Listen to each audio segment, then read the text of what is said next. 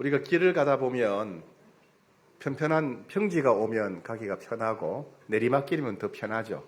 근데 오르막길, 고개가 오면 걷기가 힘들지 않습니까? 성경 통독에도 오르막길, 고개가 있어요. 그죠? 여러분 어디가 힘들었습니까? 출애굽기 할 때, 성막 제작할 때, 그죠? 힘들고 첫 번째 고개입니다. 거기서 많은 사람들이 탈락해요. 네. 두 번째 고개는 이제 레위기에 제사가 나올 때 속건제, 속죄제 나오면 이게 뭔가 싶고, 예. 그래서 그게 두 번째 고개입니다. 고개. 그 고개를 잘 넘으셔야 내리막길이 나옵니다. 내리막길이. 여러분들이 성경 읽을 때 제일 첫 번째 경험하는 고개인 성막과 그 다음에 제사 제도에 관해서 오늘 나누고자 합니다. 먼저 아름다운 건물 몇 채 보여드리겠습니다. 봅시다. 자, 이 건물은요, 사진이 찌그러진 게 아니고요. 원래 건물을 저렇게 지었어요. 춤추는 모습 같죠? 오른쪽에는 남자, 앞쪽에는 치마 입은 여자가 춤추는 모습입니다. 댄싱 하우스라는 건물인데 체코, 유럽 체코 프라하에 지어진 건물입니다. 참 특이하죠? 다음 거 봅시다. 요거는 이제 롱거버그라고 하는데 바구니 만드는 회사 건물이에요. 회사를 아예 바구니 모양으로 만드는 거예요. 미국 오하이오주에 있습니다. 그 다음에 요건 잘 알죠? 사그라다 파밀리아 성당이라고 하는 스페인의 바르셀로나에 있는 아름다운 성당이죠. 저기는 겉에서 보는 것보다 안에 들어가서 보면 더 아름답습니다. 네, 아주 아름다운 성당이죠. 그 다음 장면. 여기는 피아노하고 바이올린인데 밑에 사람 보이죠? 어마어마한 규모의 피아노하고 바이올린인데 요 이름이 이제 피아노 하우스라고 하는데 중국 하이난에 있는 건물입니다. 네. 자, 이런 건물들 인류 역사상 많은 건물들이 만들어졌는데 모든 건물들은 다 사람이 만들었어요. 그죠? 사람이 설계자가 있어요. 설계자가 생각하는 대로 만들었습니다. 그런데 인류 역사상 지구상의 모든 건물 중에서 차원이 전혀 다른 건물이 하나 있어요. 모든 건물은 사람이 살려고 사람이 설계해서 만들었는데 그 특이한 건물은 하나님이 설계하신 건물이에요. 유일하게, 인류 역사상 유일하게 하나님이 설계하신 건물. 세상을 만드신 전능하신 창조주 하나님께서 설계하신 대로 그 설계대로 만든 건물이 바로 우리가 읽었던 성막입니다. 성막. 하나님께서 생각하신 대로 설계하신 다음에 모세에게 그 양식을 보여주셨고 모세는 하나님이 보여주신 대로 사람들에게 전달해서 성막을 완공하게 했습니다. 자, 그래서 성막에는 몇 가지 특징이 있는데 성막의 첫 번째 특징은 사람이 설계한 게 아니라 하나님이 설계하셨다. 이게 첫 번째 특징이에요. 그러니까 인류 역사상 유일한 건물이죠. 하나님이 직접 설계하신 유일한 건물. 두 번째 특징은 뭐냐면요. 인류 역사상 유일하게 사람이 거하는 건물이 아니라 하나님이 계시는 건물이라는 거예요. 인류 역사상 유일합니다. 하나님이 계시는 건물. 하나님이 계시려고 지으신 건물, 성전이죠. 예. 사실 하나님은 세상 우주 만물을 만드신 분이고 전능한 분이시니까 영적인 분이니까 집이 필요 없는 분이에요. 그죠? 집이 필요 없어요. 하늘에 별이 몇 개입니까? 셀 수 없이 많습니다. 그죠? 예. 바닷가에 모래처럼 별이 많아요. 그 바닷가의 수많은 모래 중에 모래 한 개가 지구입니다. 지구. 그 지구 안에서도 또 작고 보잘것없이 지은 건물이 성막입니다. 그게 어떻게 하나님이 그거 아시겠어요? 근데 하나님이 편하게 살려고 지으신 집이 아니라는 거예요. 그 왜 만드셨을까? 하나님은 눈에 보이지 않고 너무 크신 분이잖아요.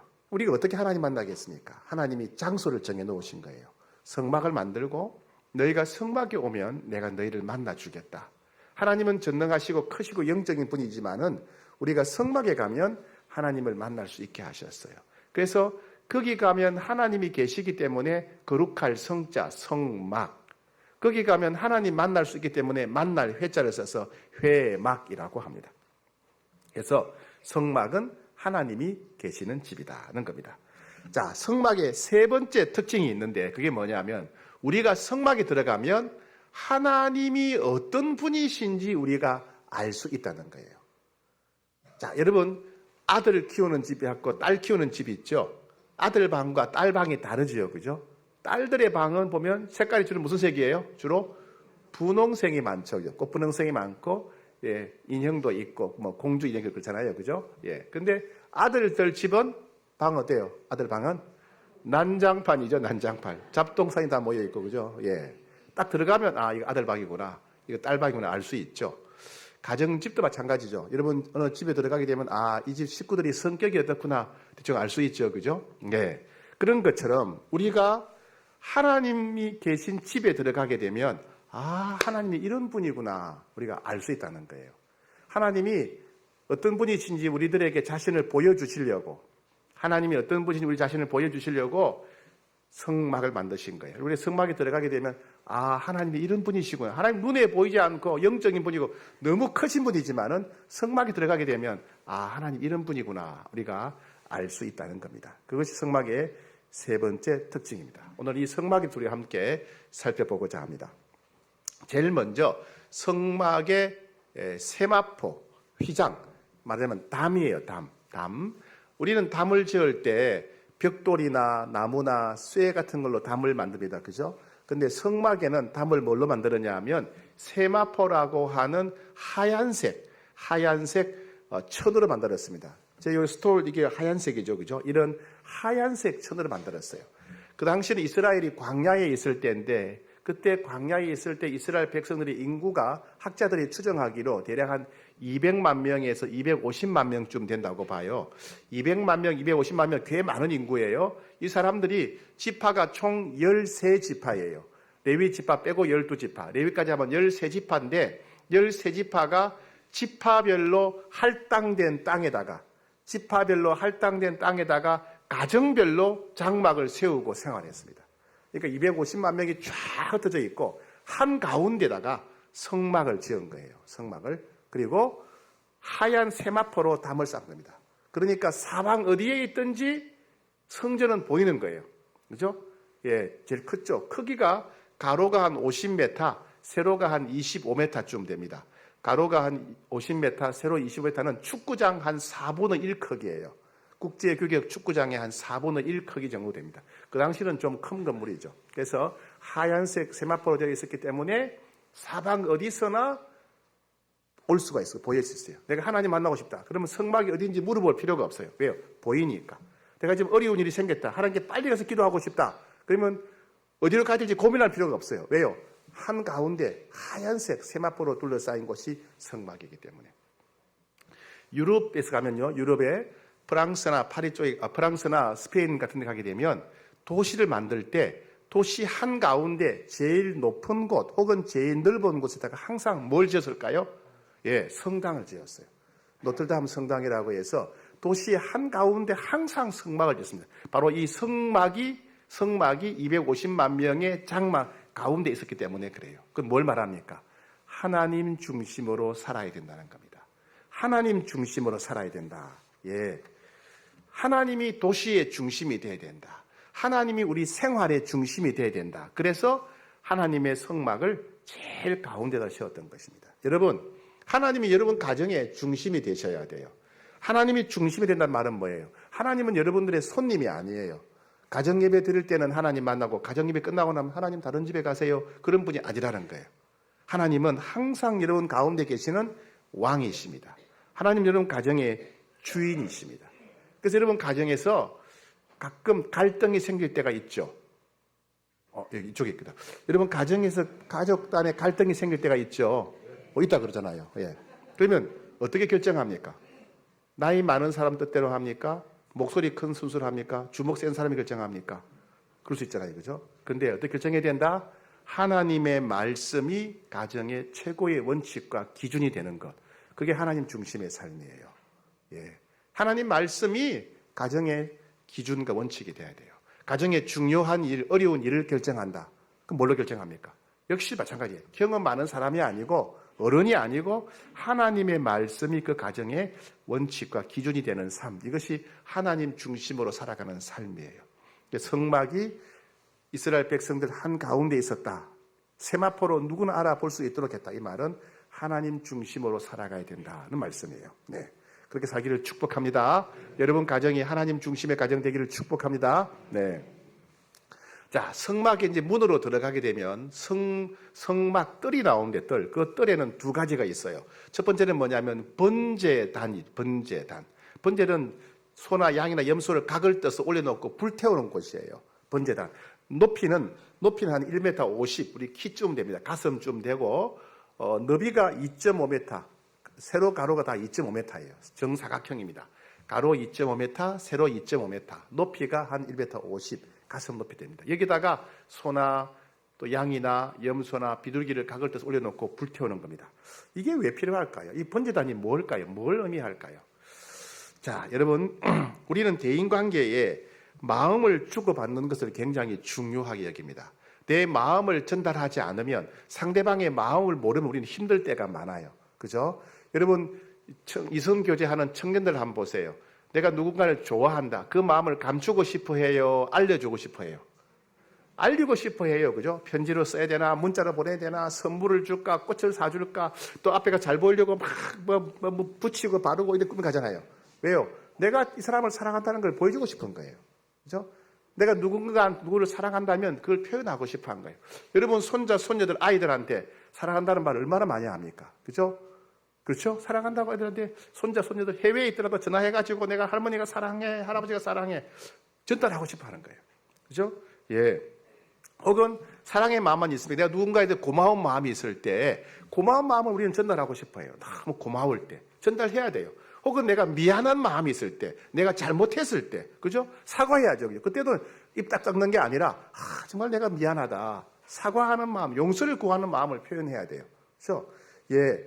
그럴 때 우리는 이제 직접 말로 하기도 하지만 어떤 도구를 사용합니다. 꽃을 선물하거나, 옷을 선물하거나, 보석을 선물하거나, 먹거리를 선물하거나, 이 선물을 통해서 우리의 사랑의 마음, 감사의 마음, 미안한 마음을 전달하고, 혹은 내가 상대방에 피해를 입혔으면 피해를 배상하는 차원에서 선물을 준다는 겁니다. 자, 그런데 이 선물이, 우리 마음을 표현하는 선물이 시대마다, 문화마다 다르다는 거예요. 1960년대 우리나라 선물은 주로 뭐 했죠? 60년대 때 선물 안 해봤어요? 안 받아봤어요? 너무 오래돼서 잊어버렸어요? 예? 설탕. 그죠? 설탕 많이 했어요. 또? 예? 밀가루. 계란. 그죠? 설탕, 밀가루, 계란, 고무신. 이게 60년대, 70년대, 80년, 90년, 2000년 들어는 달라졌어요. 그죠? 예.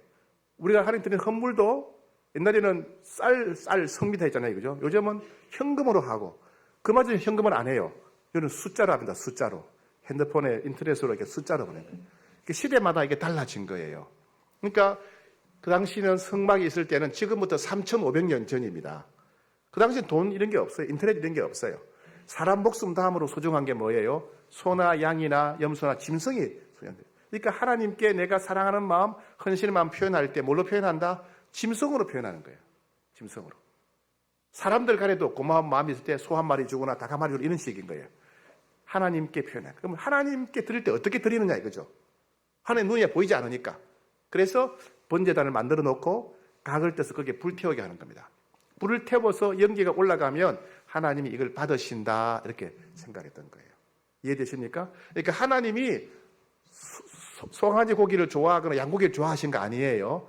그 시대의 사람들이 사랑하는 마음, 감사의 마음, 용서하는 마음을 표현하는 문화적 표현 방법이 그렇다는 얘기예요.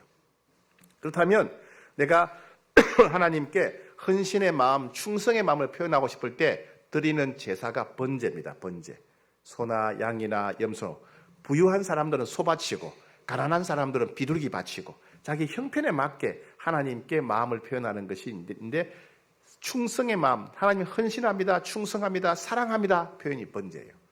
그 다음에 내가 죄를 지었다. 하나님 제가 죄를 지어서 용서해 주세요. 너무 부끄럽습니다. 사죄, 용서를 구하는 제물을 드리는 것이 속죄제입니다. 속죄제. 그리고 내가 하나님께 피해를 입혔거나 사람들한테 피해를 입혔을 때 피해 배상 차원에서 드리는 제물, 그게 속건제예요. 속건제. 그 다음에 내가 하나님께 감사하다. 받은 은혜가 있다. 하나님께 감사하는 마음을 표현해 드리는 제물이 화목제물이에요. 하나님 감사합니다. 그런 마음으로 드리는 것이 속건제고, 화목제고. 농사 짓는 사람이 곡식으로 드리는 것은 소제입니다. 소제. 그러니까 그렇게 되면 이해를 할 수 있는 거죠. 아, 우리는 옛날에 설탕이나 밀가루나 고무신 이런 걸 선물했는데 그 당시에는 소나 양이나 염소로 하나님께 예물을 드렸구나. 그렇게 이해하시면 되겠습니다. 자, 그런데 아무리 소나 양이나 염소를 많이 바친다 하더라도 거기에 감사한 마음, 회개하는 마음, 사랑하는 마음, 충성의 마음이 없으면 그건 뭐예요? 껍데기에 아무것도 아닌 거예요. 그건 이해할 수 있죠? 어려워요? 그냥 소만 많이 바치면 좋겠어요? 아니죠, 그죠? 하나님 입장에서는 그 소가 아무것도 아니에요. 그 소를 통해서 표현된 백성들의 마음이 중요한 거예요. 그죠? 그 하나님을 향한 사랑의 마음, 헌신의 마음, 감사한 마음이 없는 제물은 하나님 볼 때는 그거 뭐예요? 아무것도 아닌 거예요. 아무것도 아닌 거예요. 오늘날도 마찬가지입니다. 우리가 하나님께 뭘 드릴 때는 우리 마음과 중심을 드려야 됩니다. 마음과 중심을 드려야 돼요. 아무리 많은 돈을 헌금하더라도 하나님을 사랑하는 마음, 헌신된 마음, 충성된 마음, 감사하는 마음이 없다면 그 헌금은 아무것도 아니라는 거예요. 오늘 우리 호산나 찬양대가 찬양 잘했죠? 아주 예쁘게 멋있게 잘했죠? 우리 대한민국에서 찬양 제일 잘하는 찬양대라고 저는 믿고 있어요. 그런데 여러분 마음을 드렸나요? 예. 여러분 마음을 드리지 않았다면 그냥 노래예요. 노래. 마음을 담아서 드릴 때 찬송이 되는 거예요. 찬송이. 모든 사역이 다 그렇습니다. 하나님은 우리 마음을 원하신다. 하나님은 우리 마음을 원하신다는 것을 보여주는 것이 뭐라고요? 번제단이다. 번제단. 기억하시면 좋겠습니다. 자, 세 번째. 자, 이제 번제단을 지나면 물두멍이라는 게 나와요. 물두멍. 물두멍은 뭐냐 하면 고무다라이 아세요? 그게 물두멍이에요. 물을 담는 큰 대야. 물을 담는 큰 대야를 물두멍이라 그래요. 물두멍. 물두멍이 성막에 왜 있었느냐? 제사장들이 제사를 집례하기 전에 손발을 깨끗하게 씻으라는 거예요. 손발을 깨끗하게 씻고 제사를 집례하라는 겁니다. 그냥 평소에 하던 대로 막 이것저것 하다가 그 손으로 하지 말고 손발을 깨끗하게 씻고 제사를 집례하라. 즉 뭐예요? 더러운 오물을 제거한다는 말은 뭐예요? 우리 마음속에 우리가 알게 모르게 지은 죄가 있다면 죄를 씻고 하라는 겁니다. 여러분 우리도 하나님을 섬길 때 늘 우리 내면을 우리 마음을 잘 살펴야 됩니다. 혹시 내가 알게 모르게 지은 죄가 없는가? 회개하지 않은 죄가 없는가? 혹시 내 안에 시기 질투하는 마음이 없는가? 혹시 내 안에 내가 인정받고 칭찬받고자 하는 허영심이 없는가? 내가 다른 사람을 미워하고 정죄하고 비판하는 마음이 없는가? 내게 잘못한 사람을 용서하지 않는 원통한 마음, 원한을 품고 있지 않은가? 우리 자신을 늘 살펴야 됩니다. 그래야 하나님이 우리 예배를 기뻐하시는 거예요. 여러분 교사로 섬기시겠죠? 교사로 섬기기 전에 자신을 먼저 살피셔야 돼요. 내 안에 숨겨진 죄가 없는가? 그래야 내가 교사로 섬기는 것을 하나님이 영적인 예배로 받으시는 거예요. 내가 방송실에 섬긴다, 주차관리위원으로 섬긴다, 내가 주방에서 봉사한다. 제일 먼저 우리 자신을 살펴야 돼요. 내가 정결한가? 숨겨진 죄가 없는가? 그래야 내가 주차 봉사하고 주방에서 봉사하는 것이 하나님이 기쁘게 받으시는 산재물 영적 예배가 될 수 있는 겁니다. 주일날 교회 오면 앉자마자 제일 먼저 인사해야 되겠죠? 주님 저 왔어요. 인사 어떻게 하면 인사하시고 그 다음에 뭐 해야 돼요? 내 안에 숨겨진 죄가 있는가를 잘 보셔야 돼요. 내가 정결해져야 내 예배가 하나님을 기쁘시게 드리는 그런 예배가 될 수 있는 겁니다. 하나님을 섬길 때는 거룩하고 정결해야 된다는 걸 보여주는 것이 물두멍이에요. 물두멍.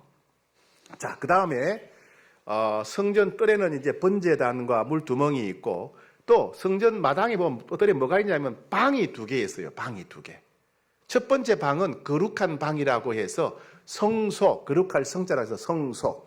두 번째 방은 지극히 거룩한 방이다라고 해서 지성소라고 불러요. 그러니까 성소와 지성소 방이 2개 있습니다. 첫 번째 방은 성소, 두 번째 방은 지성소예요. 성소에는 세 가지 기구가 있는데 하나는 등대, 왼쪽에 정면에는 분향대, 오른쪽에는 진설병상, 이 세 개가 있어요. 성소에는. 자, 성소에 들어가면 왼쪽에 등대가 있네, 등대. 이 등대가 뭐냐면, 등잔대가 뭐냐면, 우리 호롱불이에요, 호롱불. 옛날에 전기 안 들어올 때 호롱불 있었죠. 그런 거 모르시는 분들은 너무 잘 살았던 분이고, 저희 어릴 때 호롱불이 있었어요. 그죠?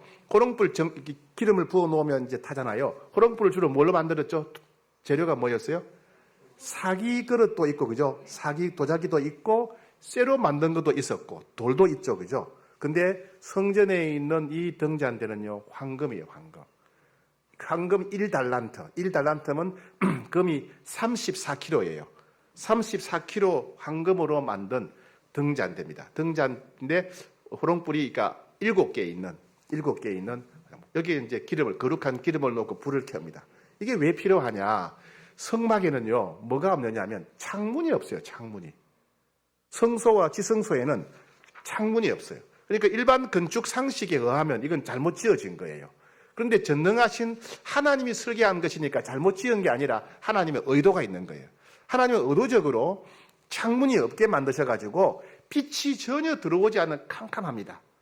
유일한 빛이 뭐냐? 등잔대에 있는 불이에요.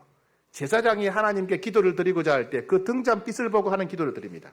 제사장이 진설병상을 통해 하나님과 교제하고자 할 때 이 등잔빛에 의지해서 하는 거예요. 제사장이 휘장을 지나서 지성소에 들어가서 이 백성들의 죄를 용서받고 싶을 때 이 빛에 의지하는 겁니다. 하나님께 나오는 자는 이 빛을 의지해서 나와야 된다는 겁니다.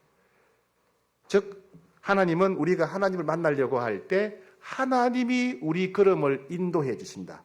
하나님이 우리 빛을 비춰주신다는 거예요. 그 당시에는 희미한 빛이었어요. 근데 예수님이 이 땅에 오실 때 뭐라고 그랬습니까? 나는 세상의 빛이니. 그죠? 나는 세상의 빛이니. 나를 따르는 자는 어둠에 다니지 아니하고 생명의 빛을 얻으리라. 예수님은 빛이십니다. 예수님이 이렇게 말씀하셨어요. 나는 길이요 진리요 생명이니 나로 말미암지 않고는 아버지께 올 자가 없느니라. 예수님이 길이라고 하는데 그 길이란 말이 뭐예요? 무슨 어디 가는 길이에요? 놀러 가는 길이에요? 어디 가는 길이에요? 하나님 만나는 길. 그 길은 하나님 만나는 길. 예수님을 통해서만 하나님께 갈 수 있어요. 예수님 만나야 죄 용서받고 하나님께 가는 거예요. 그죠? 예수님 외에는 하나님 만나는 길이 없는 거예요. 예수님이 유일한 길입니다. 그걸 다른 말로 예수님이 빛이라는 거예요. 예수님이 비추시는 빛에 의해서만 살아계신 하나님 만날 수 있다는 말입니다. 아무리 똑똑한 사람, 아무리 잘난 사람, 아무리 10년, 100년 산에서 도 닦아도 하나님 못 만나요. 예수님의 빛을 비춰줘야만 우리가 어두움에서 하나님 만날 수 있는 겁니다. 그렇죠? 그래서 이 빛은 등잔을 뭘 가리킵니까? 하나님이 우리 앞길을 인도하신다. 어떤 길? 하나님 만나는 길, 복된 길, 생명의 길을 하나님이 인도하신다는 걸 보여주는 것이 등잔대입니다. 등잔대. 우리는 등잔대를 볼 때마다 맞아. 하나님이 우리를 비추시지. 하나님 우리를 인도하시지. 어떤 찬양대가 빛을 비추라고 그랬잖아요. 그죠? 그렇게 했죠. 조금 전에. 바로 그 빛을 말하는 거예요. 그죠? 그래서 등잔대 볼 때마다 하나님이 우리 삶을 비춰주시는구나. 하나님의 빛이 우리를 하나님께로 인도하는구나를 꼭 기억해야 되겠습니다. 자, 그 다음에 오른쪽에는 뭐가 있냐면요. 진설병상이 있어요. 성소에 들어가면, 거룩한 방에 들어가면 왼쪽에는 등대가 있고 오른쪽에는 진설병상이 있는데 이게 한자 말이라서 어려워요. 진설의 말이 뭐냐 하면 밥상 차려라 그러죠. 밥상. 차리다는 말이 진설이에요. 그 진설, 병을 차려. 병은 뭐예요? 떡병자예요. 떡을 차려란 말이에요. 우리는 주식이 뭐죠? 우리는 밥이에요. 우리는 밥 차려라 그러잖아요. 그죠? 근데 그 이스라엘 사람들은 빵이 주식이에요. 빵. 그러니까 떡병자가 떡이 아니고 빵이죠. 빵 주식이니까 빵을 차리다. 진설병. 빵을 차려놓는 밥상. 진설병상이에요. 빵을 차려놓는 식탁. 그게 진설병상. 상의 밥상. 책상을 말하는 거죠. 그러면 빵을 뭘 하냐? 이스라엘 백성들의 주식인 빵을 12개, 12지파를 상징한 12개를 그 진설병 상 위에다가 올려놓는 거예요. 그럼 하나님이 그걸 드시겠죠? 하나님 뭐가 아쉬워서 그걸 드시겠어요? 우리 조상들은 제사 지낼 때 조상 귀신이 와서 먹는다고 고기도 갖다 놓고 생선도 갖다 놓고 우리 할아버지가 나물 좋아했다고 나물도 갖다 놓고 그러는데 그 말도 안 되는 소리고요. 귀신이 어떻게 먹겠어요? 그죠? 근데 하나님은 전능하신 창조주 하나님이신데 그 빵을 왜 드시겠어요? 하나님은 만나도 이스라엘 백성들한테 주시는 분인데 뭐가 아쉽다고 그걸 드시겠어요? 그럼 분명히 이것은 하나님 드시라고 바치는 게 아니라는 거예요. 그죠? 너무 어려우세요? 진설병은 절대로 하나님 드시라고 바치는 빵 아니에요. 그럼 왜 갖다 놨겠어요? 그럼 제사장들이 먹느냐? 제사장 손도 못 대요. 누가 먹겠어요? 왜 있을까요? 자, 이건요, 우리 한국과 이스라엘 사람들이 공통점이 하나 있는데 밥 먹는 걸 되게 중요하게 여긴다는 거예요. 우리 이런 말 하잖아요. 우리 밥 한번 먹읍시다. 그럼 무슨 얘기예요? 너무 먹을 게 없으니까 제발 밥이라도 한번 먹자. 그런 뜻입니까? 아니죠. 우리 친하게 지냅시다. 이 사람하고 내하고는 자주 밥 먹는 사이예요. 무슨 말입니까? 가족 같은 사이다. 그 말입니다. 우리는 밥 먹는 걸 되게 중요하게 여겨요. 나와 같이 밥 먹는 사람은 친한 사람이죠. 이스라엘 백성은 더 했어요. 이스라엘 백성들은요, 밥을 먹을 때 비스듬하게 누워서 밥 먹습니다. 내가 밥 먹을 때 누가 공격하면 내가 방어를 못 해요. 나와 같이 밥 먹는 사람은 절대로 나를 공격할, 해칠 가능성이 없는 사람하고 절대로 전폭적으로 믿는 사람하고만 먹어요. 내가 같이 밥을 먹는다는 얘기는 뭐냐? 난 이 사람을 전적으로 믿는다, 이런 뜻이에요.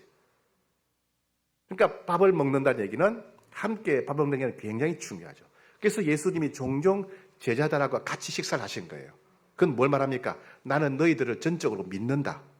나는 너희들과 친밀하기를 원한다. 그런 뜻으로 예수님이 식사하신 거예요. 마찬가지로 성소 안에 진설병이 12개 있다는 얘기는 뭐냐면 하나님이 12지파 이스라엘 백성들 향해서 나는 너희들과 친밀하게 지내고 싶다.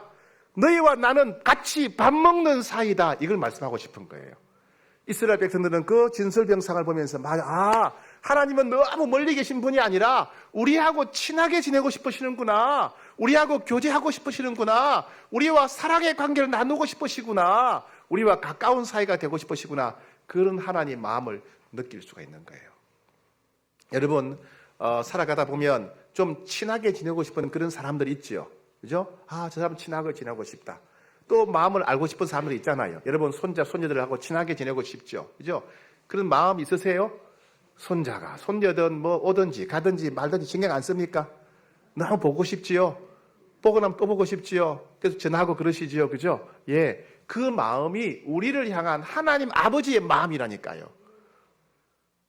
여러분, 얘기하고 싶고, 얼굴 마주 보고 싶고, 대화하고 싶고, 손이라도 잡고 싶어 하는 그 마음이 우리를 향한 하나님 아버지의 마음이에요. 예? 장로님, 박진수 장로님, 그 마음 아시지요? 저는 몰라도 장로님이 아시지요? 그게 하나님 아버지의 마음이라. 손녀를 너무 좋아하셔가지고, 얼마나 자랑하시는지 그 마음 아실 것 같아서. 예. 하나님 마음이 그래요. 그래서 우리는 진설병상을 볼 때마다 하나님이 이렇게 우리를 사랑하시는구나. 이렇게 우리를 만나고 싶어 하는구나. 이렇게 우리와 대화하고 싶어 하는구나. 우리가 알 수 있는 거예요. 그게 뭐라고요? 진설병상. 예, 떡상. 그냥 떡상이에요. 자, 그럼 가운데 성소의 왼쪽에는 등대가 있고 오른쪽에는 진설병상이 있고 가운데는 뭐냐면 분향대라는 게 있어요. 분향대. 이 분향대는 뭐냐면요. 향을 태워 바치는 겁니다. 크기가 가로 50, 세로 50, 높이가 1m예요. 되게 낮고 작아요. 그럼 왜 향을 태울까요? 하나님이 향을 좋아하시는가 보다. 아니, 하나님 무슨 향을 좋아하시겠어요? 세상을 만드신 분인데. 왜 향을 태우는지 몰랐어요, 백성들이. 그런데 사도 요한이 천국에 갔잖아요. 그죠? 그 기록이 뭐죠? 요한계시록. 사도 요한이 천국에 가서 보니까 그 비밀을 알게 된 거예요. 요한계시록 5장 8절에 보니까 향이 가득한 금 대접을 가졌으니 이 향은 성도의 기도드리라. 그 향이 올라가는 게 하나님께 기도드린다는 뜻이구나. 우리가 기도하면 하나님이 응답하는 뜻이구나 하는 것을 사도 요한이 천국 가서 알게 된 거예요. 보고 온 거예요. 시편 141편에도 나의 기도가 주의 앞에 분향함 같이 되며 향이 올라가는 것은 바로 하나님께 기도한다는 겁니다. 그럼 하나님이 왜 향을 피워놓고 그게 기도라고 말씀하셨을까요? 너희가 내 앞에서 기도하면 내가 반드시 듣겠다. 너희가 내 앞에서 기도하면 내가 반드시 응답하겠다라고 하는 하나님의 말씀을 향을 통해서 표현한 거예요. 여러분, 성경 곳곳에는 하나님이 얼마나 기도하라고 우리에게 말씀하고 계십니까? 창세기부터 요한계시록까지 성경 곳곳에서 제발 좀 기도해라. 제발 좀 기도해라. 어려울 때도 기도하고 힘들 때 기도하고 무엇이든 기도해라. 내가 응답하겠다. 응답하겠다. 내가 도와주겠다. 얼마나 하나님 많이 말씀하셨습니까? 그렇죠? 왜요? 우리가 살아가는데 하나님 도움 없이는 안 되니까. 그렇죠? 그런 하나님의 마음을 표현하는 것이 분향대예요. 분향대. 그건 여러분 기도하셔야 됩니다. 우리 그리스도인들이 가진 특권 아닙니까? 기도하면 하나님이 들으신다. 얼마나 놀라운 특권이에요. 그죠? 외로울 때나 힘들 때나 지칠 때나 불안할 때나 답답할 때나 아플 때나 병들었을 때나 사고 당했을 때나 기도하면 하나님이 들으시고 응답하신다를 보여주는 것이 분향대입니다. 기도하는 삶을 사셔야 됩니다. 자, 그 다음에 이제 성소 거룩한 방에는 등잔대, 분향대, 진설병상이 있고 그 다음 두 번째 방은요 지극히 거룩한 방이에요. 지성소예요. 지성소. 지극히 거룩한 방. 거기에는 뭐가 있냐면 조그마한 상자가 하나 있어요. 상자. 궤라고 하는 상자인데 그 상자 크기가 되게 작아요. 길이가 한쪽은 150, 한쪽은 100m, 1m, 1m 50. 높이가 한 1m 되는 좀 상자예요. 사과 상자 두 개 합쳐놓은 것도 비슷할까요? 하여튼 뭐 되게 작은 상자예요. 1m 50, 1m, 높이가 1m 되는 곳인데 그 나무 상자인데 그 상자 안에 뭐가 들었냐 하면 모세가 시내산에서 받았던 하나님의 십계명 말씀이 적혀있는 십계명 두 돌판이 들어있어요. 하나님의 말씀이 적힌 십계명 돌판이 그 언약궤 안에 들어있기 때문에 언약궤다, 법궤다 이렇게 말합니다. 그런데 이게 중요한 게 아니고 물론 스필버그 감독이 제작한 인디아나 존스에 나오는 법궤 바로 이 법궤예요. 이 법궤는 뭐가 중요하냐면 언약궤는 뭐가 중요하냐면 언약궤 뚜껑이 중요해요. 뚜껑. 상자마다 뚜껑이 있죠. 언약궤 뚜껑이 중요해요. 그 뚜껑이 있고 좌우에 천사 둘이 다 그룹들이 있는데 이게 뭐라고 하냐면 시은소라 그래요. 언약궤의 뚜껑을 시은소라 그래요. 시자가 뭐냐? 베풀 시자. 은자는 은혜 은자. 은혜를 베푸는 장소다. 시은소라고 그래요. 즉 문제 언약궤 뚜껑 위에 시은소 위에 거기에 하나님이 계신 거예요. 하나님이 거기서 이스라엘 백성들을 만나주시는 거예요. 그룹 날개 사이에서 시은소 보좌 위에서 하나님이 거기에 거하시면서 제사장이 들어오면 하나님 만나주시고 거기서 죄를 용서해 거기서 병을 고쳐주시고 거기서 말씀하시고 거기서 백성들을 이끌어 가시는 거예요. 그러니까 하나님이 계신 곳은 언약궤 뚜껑 위, 시은소 위 보좌다. 기억하시면 좋겠습니다. 근데 겉으로 볼 때는 별거 아니에요. 요만한 그냥 상자야.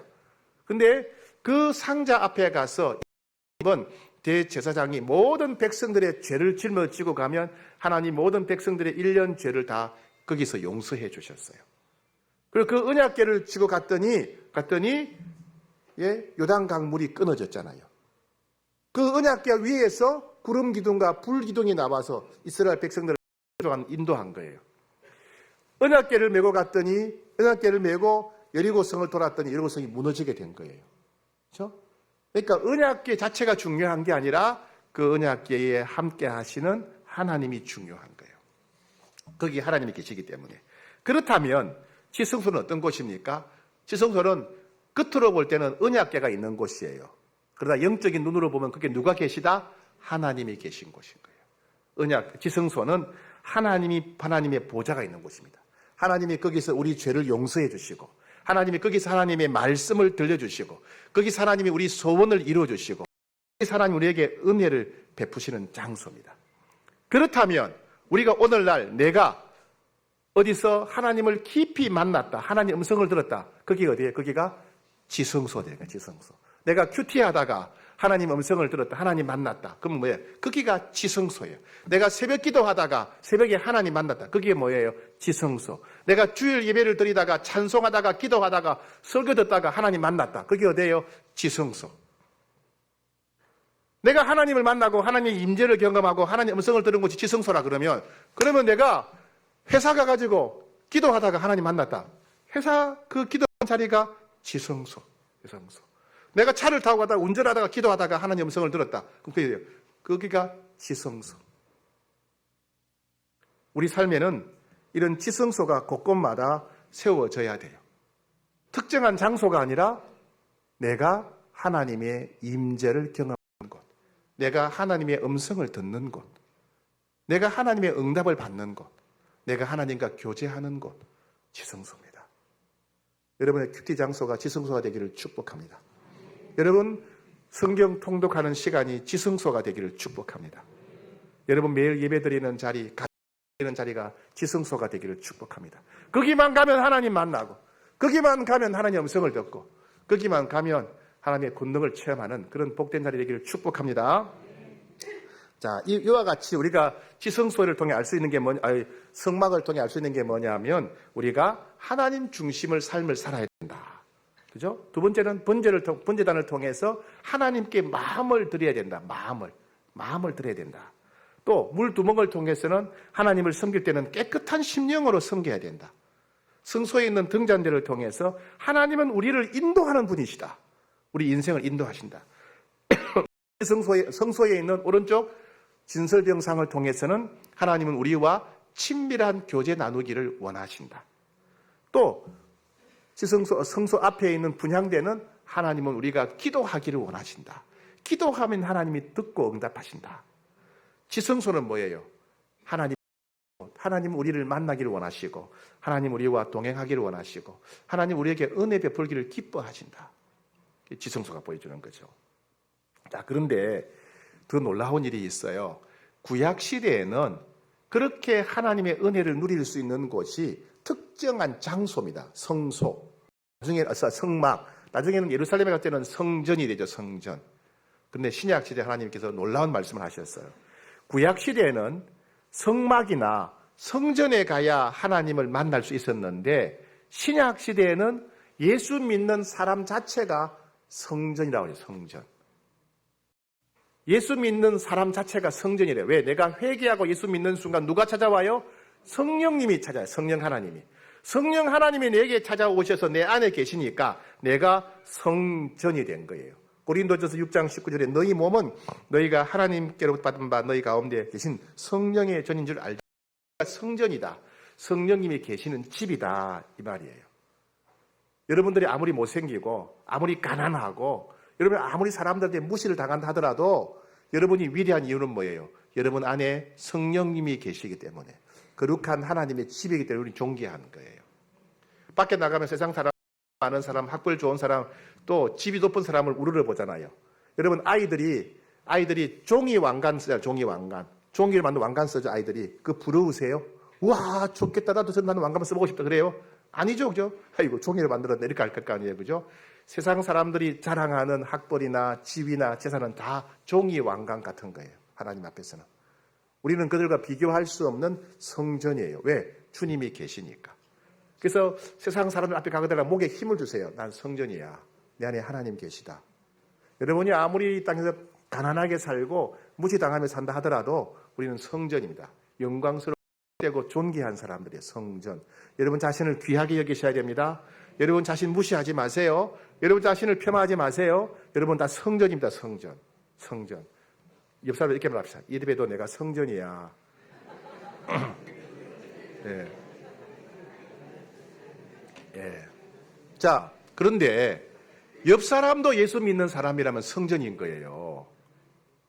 근데 그 사람을 미워하면 어떻게 돼? 누구를 미워하게 돼? 주님을 미워하게 되는 거야. 근데 그 사람을 내가 무시하고 막 비난한다. 그럼 누구예요? 그 안에 계신 성령님을 내가 무시하고 비난하게 되는 거예요. 그러니까 성도들 간에는 절대로 싸우면 안 돼요. 원통의 마음 품거나 미워하거나 비난하거나 정죄하면 안 돼요. 큰일 납니다. 왜요? 그 안에 계신 성령님을 모독하게 되는 거니까. 이 사람은 귀히 여기세요.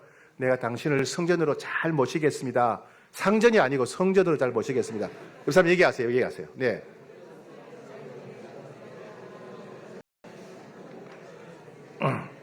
자, 또 하나 있어요. 네. 자, 예수 믿고 성령님을 모심으로 이 성도 한 사람 한 사람은 성전이 되는데, 성도들이 모인 무리도 그 가운데 성령님이 함께 하시기 때문에 성전이라고 하셨어요. 예수 믿는 성도들의 모인 무리. 고린도전서 3장 16절에 너희가 하나님의 성전인 것과 하나님의 성령이 너희 안에 거하신 것을 알지 못하느냐. 성도들의 모인 무리가 성전이에요. 자, 이건요 꼭 기억하셔야 돼요. 너무 무서운 얘기인데 여러분 잘 기억하셔야 됩니다. 대한민국에서 사회를 어지럽히는 사람은 나라가 다스려요. 경찰을 통해서, 검사, 판사를 통해서 사회를 어지럽히는 사람 나라가 다스립니다. 그런데 하나님 나라에서 성전을 어지럽히는 사람은 누가 다스리시겠습니까? 누가 다스리겠습니까? 하나님이 다스리는 거예요. 여러분, 교사회가 성전이라면, 교회학교 교사회가 성전이라면 교사회를 방해하는 사람들 하나님이 다스립니다. 찬양대가 예수 믿는 사람들이 모인 성전이라면 찬양대를 방해하고 찬양대를 해코지하는 사람들 누가 다스린다고요? 하나님이 다스리실 거예요. 아나니아와 삽비라가 횡령하고 거짓말하다가 죽었잖아요. 고린도 교회 성찬식 하는데 죄를 씻지 않고 성찬식 하다가 죽은 사람도 있고 병든 사람도 있다 그랬어요. 그죠? 예. 저는 지난주에 어떤 목사님 간증을 들었는데 가까운 목사님이에요. 네, 그분이 이 교회를 어지럽히다가 손가락 4개가 잘린 사람이 있고 눈이 갑자기 실명된 사람이 있고 암이 발생했다는 겁니다. 예. 교회에서 어지럽히다가 하나님이 바로 심판하셔서 누가 보더라도 저거 교회에서 까불다가 저랬구나 알 수 있다는 거예요. 예. 여러분 기억하셔야 돼요. 주차위원 성전이에요. 주차위원 방해하는 사람들 하나님이 심판하십니다. 남성전도회 하나님이 성전이에요. 거기도. 그죠? 남성교 여전도에 우습게 알고 방해하는 사람들 하나님이 심판하십니다. 안수집사회, 권사회, 당회, 사랑방, 예, 회방 놓는 사람들 하나님이 심판하십니다. 분명히 이제 말씀드렸어요. 가르쳤습니다. 나중에 가가지고 천국 와 나는 그거 몰랐습니다. 그렇게 하면 안 돼요. 저는 분명히 가르쳤습니다. 네. 그렇다면 사람들이 모인 무리가 성전이라면 우리가 사랑방에 왜 갈까요? 사랑방에 가는 첫 번째 목적 하나님 만나기 위해서. 사랑방이 성전이니까. 그죠? 두 번째 하나님 믿는 사람들과 서로 사랑하기 위해서. 근데 왜 하죠? 호사다 찬양대 왜 하죠? 찬양대가 성전이니까 살아계신 하나님 만나기 위해 나온 거예요. 하나님 만나는 게 목적이에요. 그죠? 그리고 하나님 믿는 사람들끼리 하나님을 높이기 위해서 나온 거예요. 하나님 만나는 게 첫 번째 목적. 하나님 높이는 게 두 번째 목적인 거예요. 차량위원회 왜 해요? 왜 해요? 주방봉사 왜 합니까? 거기가 성전이니까 하나님 만나기 위해서. 차량 봉사하다가 주방에서 봉사하다가 하나님 만나기 위해서. 첫 번째 목적. 두 번째 목적은 뭐예요? 하나님 믿는 사람들끼리 봉사하고 주방에서 봉사하기 위해서. 여러분 그렇게 날마다 하나님 만나기를 사모하기를 축복합니다. 예수 이름으로 모이는 곳에는 두렵고 떨리는 마음으로 가셔야 돼요. 모세 제사장들이 성소에 들어갈 때, 지성소에 들어갈 때 하나님을 경외하는 마음으로 두렵고 떨리는 마음으로 갔던 것처럼 그런 마음으로 여러분 남성교 예전도에 가야 되고 사랑방에 가야 되고 봉사를 가셔야 되는 거예요. 거기서 하나님 만나셔야 돼요. 우리가 하나님 만나는 것보다 더 좋은 일이 어디에 있어요? 그죠? 거기서 하나님 만나셔야 돼요. 그리고 믿는 사람들과 함께 사명을 감당하셔야 돼요. 그런 성전신앙으로 살아가시기를 축복합니다. 가정에서 성전신앙, 개인적으로 성전신앙, 공동체도 성전신앙으로 살아가는 날마다 하나님 만나고 하나님과 동행하는 복된 성도가 되시기를 축복합니다.